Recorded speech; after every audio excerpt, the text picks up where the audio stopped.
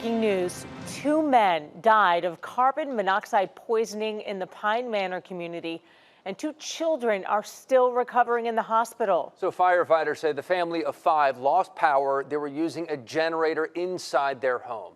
This happened early Sunday on 5th Avenue near Maple Drive.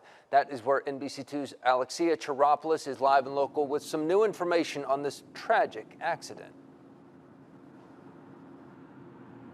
Yeah, good evening, guys. We just got here. We spoke to neighbors in the area. They say early Sunday morning, right down 5th Avenue here, they saw flashing lights. There were firefighters outside. Once they got there, they saw South Trails Fire Department responding to an emergency call.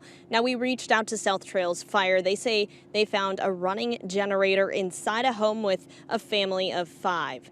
There were 3 adults and 2 children, all suffering carbon monoxide poisoning, and they were not conscious. Firefighters found 2 men inside that were suffering from cardiac arrest. They tried to perform life-saving measures, but it was too late. As for the 2 children and the woman, they are recovering in a nearby hospital.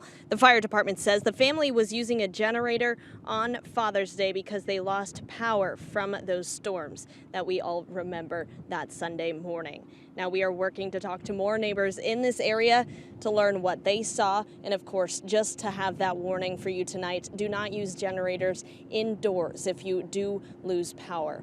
I'm reporting live and local from Pine Manor along 5th Avenue. Alexia Chiropoulos, NBC2.